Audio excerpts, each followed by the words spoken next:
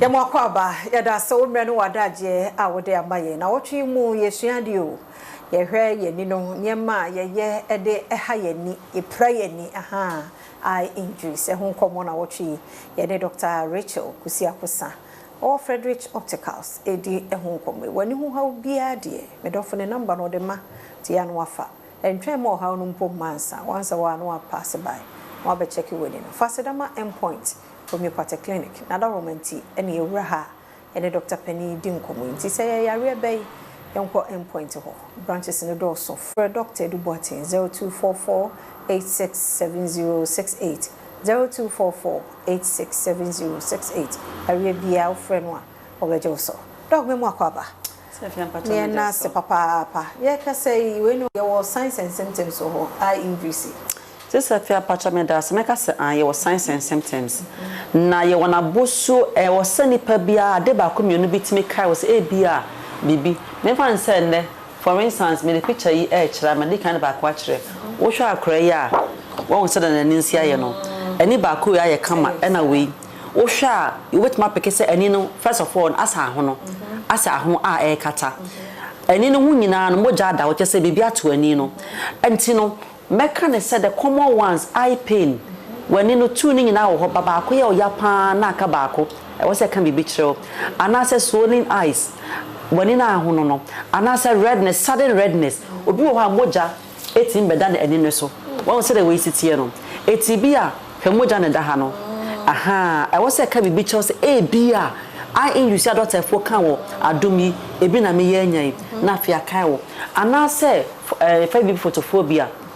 osi awiema na ni so one papa just say ontimi kra awia most of the time no eye injuries are testy with one eye most of the time intani ba ko yes sa sign na because bi wo kra say fie na bia wonnim po say sa eye injury wonya bi sa sign na bo mo say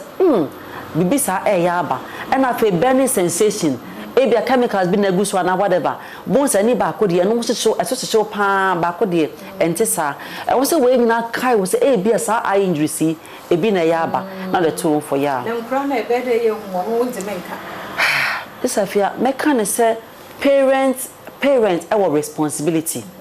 e wo say parents bia woni ko nkra no ho say bia oba akosku aba say msiri kire no hwe say akra ketwa akosku aba say na nensia ye e wo say wutimi every time ba observe wo say anyembia no sign na woni oba na nesitie anyembia na ni ba ko ne so fi so ba na sometimes one eye can be teary eyes in so fi so ba pa wo hwe any two ne kra na both what is saying that bia yesa na ana so sorry na saying no any ba ko de asa da bia no timi kra ma obi posa na ni no once ade to bia ni so oposa no e wo so ni na wo timi osa bia e den na akwa na ni ba ko oposa na sana ba ko de oposa ni nyina kan bomu a wo akra wo ho a etimi boa wo nim say nkra wo timi na mo nsakra tete omo ani omo nails no wo timi de won ani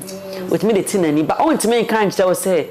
baby me de ben say yes nti mada no be observe na ni kala na tesen na ni na kasa no changes bia ba mu ana redness bi ana sa akwa ni esuad ni sa ekona ni hu e wo say kai wo just say so mu de hu ni ntem a yetimi so mu ntem yeah ana this year ya is ye no I injuries in there. This afia make say this year the infection. Aha. This year the infection. Na mum se wo say anya this year per se ba ani na se na peja anasa ho me ho obi kra insect entatia ene ka no obi so dware ne ba no odi soap akwa ba ni this afia eye injuries no a big topic bibia to make also say fence futuro agu obi ani driver for say nipa no anwe agu ni obi ba me clinic say afia serious condition or say omo proud our school students and obi proud when good ani from that time no by better 1 year no the eyes are very red say afia say mo Japan and that so and up till now no obo bresa into here can eye injuries no e atwe bi also research will tell you say about 90% of eye injuries are preventable just say ye education tie woni wabusu ya mfa anya ensa mbotom you can prevent a lot of them we are well than we are admambo wani no ho ban opo wani ya na say your last one me hu abrante boy fence welder that bia na ni na de toso na ehye na ni so na wabane ya yi ama no na me se hwe there be oba near you you don't know what one day to happen. It's also a shana ye young because one share here sub you one koso de frano. No, my number so Adoma. And I say 0244 982821 0244 982821. Otina nyame Adom asabre ya Wadaroma no aka ye ho na ye hwea de bebre eye injuries. Isro ye hwea hu ye ni nyina ye kokobo ni ahwe ye obetimi abo ho ban afi ho fasedama endpoint for me pate clinic Wadaroma eni ye di nkomo china nkwa hode wo ho afia amankwa tamaklo ebesehia.